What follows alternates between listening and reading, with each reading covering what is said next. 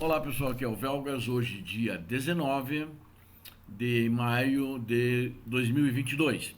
Vamos falar hoje sobre a queda de Mariupol, a última resistência efetivamente naquela cidade que era na usina siderúrgica de Mariupol, a famosa conhecida como Azovstal, né? Antes quero pedir a vocês, inscrevam-se no canal, deem seu like e compartilhem com suas redes sociais. Até terça-feira, 959 combatentes ucranianos que estavam resistindo dentro da usina de aço pulverizado lá em Mariupol renderam-se. Isso foi noticiado pela Rússia e quando a batalha transformou a cidade em um símbolo mundial de desafio e sofrimento. Provavelmente foi a batalha mais sangrenta que aconteceu entre Rússia e Ucrânia, foi lá em Mariupol.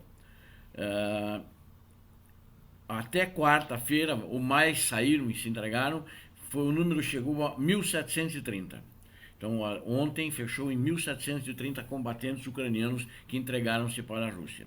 Os combatentes ucranianos que emergiram das ruínas da siderúrgica Azovstal, depois de serem ordenados por seus comandantes a abandonar o último reduto de resistência na cidade portuária, a cidade que agora está arrasada, enfrentam um destino incerto. Foram levados pelos russos para uma ex-colônia penal em território controlado pelos pseudo-separatistas que dizem-se apoiados de Moscou, mas na realidade são tropas russas fantasiadas de separatistas, que estão lá desde 2014.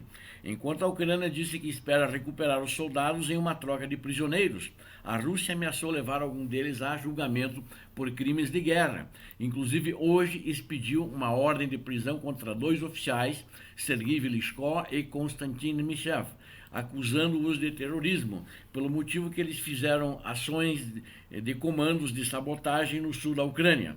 Na realidade, os verdadeiros terroristas são os russos que destruíram a cidade de Mariupol, expulsaram seus habitantes e assassinaram muita gente.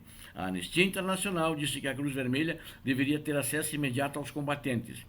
Denis Krivoshev, vice-diretor da Anistia para a região, citou execuções ilegais supostamente realizadas por forças russas na Ucrânia e disse que isso é palavras dele, disse o seguinte: os defensores de Azovstal não podem ter o mesmo destino. Isso é claro, é lógico. No entanto, não ficou claro quantos combatentes permaneceram ainda dentro do labirinto de túneis e bunkers da usina, onde acredita-se que em torno de 2.000, talvez um pouco mais, estavam efetivamente escondidos lá dentro. A usina era a única coisa que impedia a Rússia de declarar a captura total de Mariupol. Sua queda faria de Mariupol a maior cidade ucraniana tomada pelas forças assassinas de Moscou, dando um impulso a Putin e uma guerra que muitos de seus planos deram errado. Na realidade, essa tomada foi que ele anunciou já na terça-feira, porque os combatentes ucranianos entregaram, essa é mais simbólica. Ele já controlava todo o resto da cidade, mas eles não tinham dito que estavam controlando, porque tinha em torno desses 2.000 homens fazendo a defesa da usina. A captura da cidade nesse momento tem uma importância simbólica, como eu disse, do que qualquer outra coisa, já que Mariupol estava efetivamente sob o controle de Moscou. O vídeo mostra os combatentes carregando seus feridos e passando por revistas, antes de serem levados em ônibus, escoltados por veículos militares com o sinal Z, aquele Z pro-Kremlin, né? Usado pela Rússia. Os defensores de Mariupol se agarraram severamente à siderúrgica por meses e, contra todas as probabilidades, impedindo a Rússia de completar sua ocupação da cidade e de seu porto. Sua captura total dá à Rússia uma ponte terrestre ininterrupta para a península da Crimeia, que conquistou a Ucrânia em 2014, e tirou da Ucrânia a Crimeia, né? Também permitiria que a Rússia se concentrasse totalmente na batalha maior por Donbás, que é o leste industrial da Ucrânia. Ela pode deslocar tropas para pegar o resto de Donbás, ou voltar-se para o porto de Odessa, que eu acho que eles vão procurar fazer isso. Para a Ucrânia, a ordem para os combatentes se renderem pode deixar o governo do presidente Volodymyr Zelensky, no entanto, aberto a alegações de que abandonou as tropas que ele descreveu como heróis. Zelensky pode enfrentar questões desagradáveis. Houve vozes de descontentamento e acusações de trair os soldados ucranianos. uma esperada troca de prisioneiros também pode fracassar. Né? O principal órgão federal de investigação da Rússia disse que pretende interrogar as tropas que se renderam para identificar os nacionalistas e determinar se eles estavam envolvidos em crimes contra civis. Você sabe que ser nacionalista, se você for no Brasil um patriota nacionalista, vão te chamar de nazista, fascista. Isso que acontece. E essa propaganda maluca, mentirosa, que chamava que o batalhão que estava lá, que defendeu, é o batalhão Azov, eles eram nazistas e fascistas. Foi repetido pelos orques, robôs e todos os mentirosos da Rússia pelo mundo, inclusive no Brasil, que isso não é verdade. Além disso, o principal promotor da Rússia pediu à Suprema Corte do país que designasse o regimento Azov da Ucrânia entre as tropas que compunham a guarnição de Azovstal como uma organização terrorista. O regimento tem raízes na extrema-direita. O parlamento russo estava programado para considerar uma resolução para proibir a troca de qualquer combatente do regimento Azov, mas não abordou a questão na quarta-feira. Mariupol foi um alvo dos russos desde o início. A cidade com população, antes da guerra, de cerca de 430 mil habitantes, agora reduzida em cerca de 3/4. Foi em grande parte reduzida a escombros por bombardeios implacáveis, e a Ucrânia diz que mais de 20 mil civis foram mortos lá. Mas existem algumas informações extraoficiais que talvez são mais de 30 mil mortos podem estar lá dentro, entre civis, né, principalmente civis. Durante o cerco, as forças russas lançaram ataques aéreos letais contra uma maternidade e um teatro onde civis se abrigaram. Só no teatro, que tinha mais de 1.000 pessoas abrigadas no subterrâneo como um abrigo antiaéreo, com um bombardeio, um míssil lançado de um avião, 600 pessoas morreram. Isso eu já, inclusive, já falei, já noticiei num outro vídeo sobre o assunto.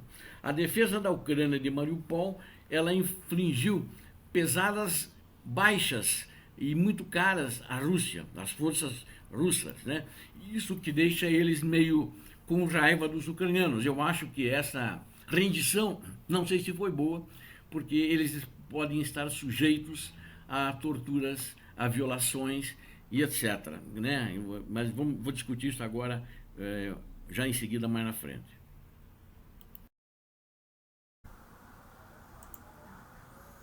Essa capitulação da Ucrânia em Mariupol significa que quase 2 semanas depois de iniciada a guerra, 12 semanas depois de iniciada a guerra, a Rússia tem algo a mostrar para a sua invasão, para seu público interno. Ela pode reivindicar o controle de uma faixa ininterrupta de território da fronteira da Rússia até a Crimeia, e mais de 320 quilômetros de distância. Isso é uma extensão de terra grande. Isso também significa que a costa do Mar Negro da Ucrânia foi cortada pela metade desde o início da guerra. Com os números de baixas militares ainda na região, ali é um segredo, não sei se nós vamos saber, mas sabemos que a Rússia pagou um preço muito alto ali, naquela região. Assim como acredito que a Ucrânia pagou um preço muito alto ali em termos de vidas. Agora, o preço dos inocentes é mais público, como eu divulguei ali na primeira parte. O prefeito de Mariupol disse que são 21 mortos civis. E eu acho que, segundo outras fontes, pode passar de 30 mil, ou pelo menos chegar a 30 mil.